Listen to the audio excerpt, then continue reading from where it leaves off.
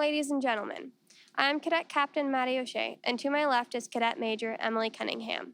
Welcome to our annual Veterans Day Assembly. Today is November 10th, 2020. This year is quite different than most as we are online. However, we still need to take a moment to honor our veterans from all of our branches. This includes the United States Army, Marines, Navy, Air Force, and Coast Guard. We can now include the newest branch of the Armed Forces, the United States Space Force. Every 4 years, we would normally do a small skit reenacting the effects of a soldier who was killed in action, while reading a list of those who have graduated from West Valley High School and were killed in action. At this time, the West Valley High School Choir will sing the national anthem. Please take a moment as we recognize and present our national and state colors alongside the West Valley Junior ROTC Color Guard.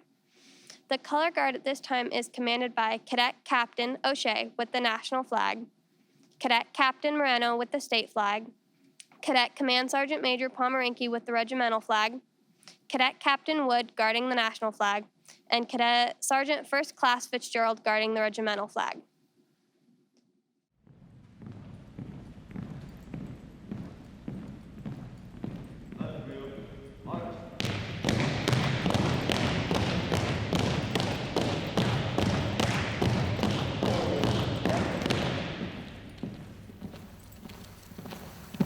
Color guard. Halt. Present colors.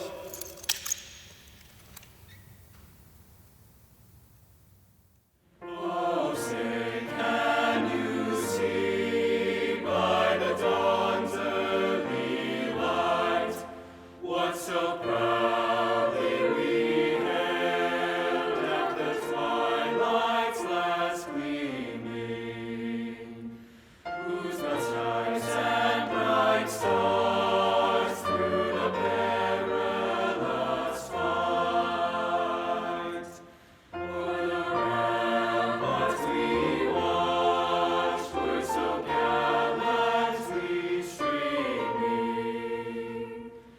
and the armies were singing, through the night that our flag was still there. Oh, say does that star-spangled banner yet wave o'er the land of the free and the home of the America.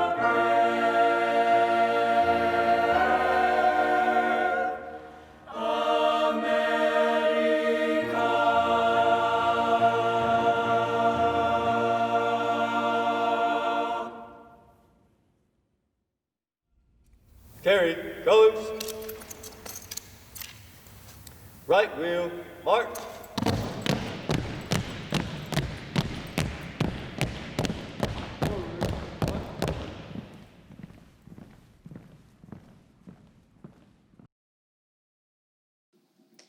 A list of the West Valley High School alumni who were killed in action will now be read. These fallen heroes may be gone, but their sacrifice will never be forgotten. Please take a moment of silence as their names are read out and the West Valley High School band directors play the taps. Corporal Wendell M. Burns, Army, killed in action in Vietnam, class of 1960. Private First Class Russell E. Butler, Army, killed in action in Vietnam, class of 1966. Sergeant First Class Willard G. Cohen, Army, killed in action in Vietnam, class of 1944. Lieutenant Stephen J. Cullen, Navy, killed in a training accident in the Eastern Mediterranean Sea, class of 1983. Private First Class Samuel R. Ginder, U.S. Marine Corps, killed in action in Vietnam, class of 1966. Private First Class Stephen L. Gore, Army, killed in action in Vietnam, class of 1966. Specialist Douglas R. Jones, Army, killed in action in Vietnam, class of 1967.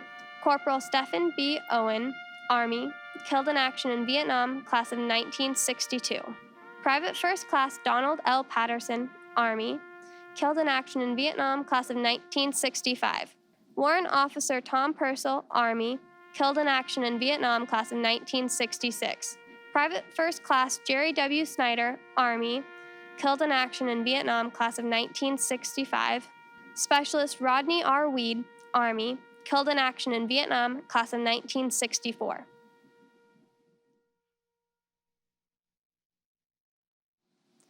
As many of you know, they are adding a new branch to the United States military, called the United States Space Force. Today we have the opportunity to listen to the Honorable Brigadier General Troy Endicott, who is a West Valley High School alumni of 1989, a future flag officer of the United States Space Force, and assigned to Space Command in Washington, D.C. And now we will hear from a West Valley teacher who grew up alongside General Endicott during his time at West Valley High School. Hello, I'm Geraldine Ashbaugh, teacher in West Valley and West Valley High School graduate, class of '89. I'm here today to introduce Troy Endicott, also from the West Valley High School class of '89. Troy and his twin brother Todd graduated with me. Troy is a friend, mentor, and a national leader. I remember Troy as a smart, energetic teenager who worked hard, had a lot of friends, and a kind word and a smile for anyone. I would see Troy in class, in the lunchroom, at events around campus. He was social, however, it was very well known that academics were important to him. He had goals, and he worked hard to achieve them.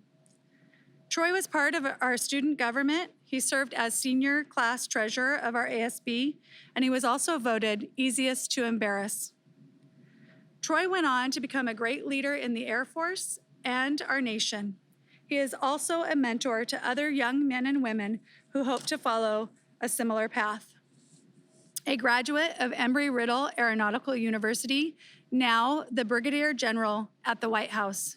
Troy Endicott's leadership has impacted our whole nation and our West Valley family.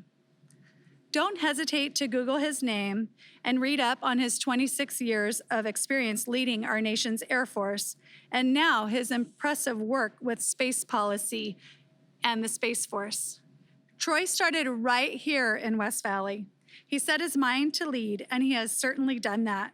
West Valley High School, never forget you can achieve anything you put your mind to. Go Rams! Hello, I am Brigadier General Troy Endicott, West Valley High School class of 1989. I am currently stationed in Washington, D.C. at the White House and have an exciting job of being the Director of Space Policy on the National Security Council. I have been proudly serving in uniform for 26 years in the Air Force and am now assigned to our brand new Space Force. I continue to have a thrilling career that has been filled with adventure all around the globe. I've had the honor of a lifetime leading thousands of America's best and brightest in the most exciting air and space operations, missions, and duty. Have served in beautiful places in 6 of our United States and in Italy, traveled to dozens of countries, deployed 4 times overseas, and am now helping establish an exciting new service, the Space Force. I am honored to share some thoughts with you on this Veterans Day. We celebrate this day on the 11th day of the 11th month when fighting of World War I ended in 1918. The following year, we originally celebrated the end of that war and called it Armistice Day, when President Wilson, not far from this spot, proclaimed, "To us in America, the reflections of Armistice Day will be filled with solemn pride in the heroism of those who died in the country's service with gratitude for the victory, both because of the thing from which it has freed us and because of the opportunity it has given America to show her sympathy with peace and justice." In 1958, President Eisenhower, a victorious 5-star general during World War II, issued from the White House the first Veterans Day proclamation after Congress changed the name from Armistice Day to Veterans Day. His proclamation honored, and I quote, "those who fought so valiantly on the seas, in the air, and on foreign shores to preserve our heritage of freedom. On this day, we continue to honor and celebrate those American patriots who have served our nation in war and in peace to deter conflict and to keep America safe at home. Among us are those who have served in the United States Army, Air Force, Navy, Marine Corps, Coast Guard, and now the United States Space Force. Within all of our communities are heroes who have fought in World War II, the Korean War, the Vietnam War, Desert Storm, the long global war on terror, and the conflicts and struggles in between. Thousands today have volunteered and still wear the uniform and are dedicated to protect our great homeland, fight and win, and deter further conflict against those around the globe who wish to challenge America's values and way of life. Today's veterans have fought on the land, on the seas, in the air, in cyberspace, and in and through space. Some have made the ultimate sacrifice and are those true, honorable souls who remind us that freedom is never free. Many of you have loved ones, family members, and friends who have served.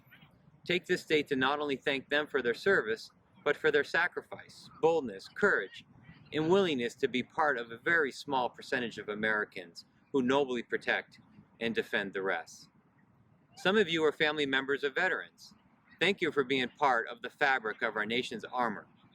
And some of you will serve in uniform, be part of a team of heroes, seek adventure, and see the world, and most importantly, be our nation's sword and shield.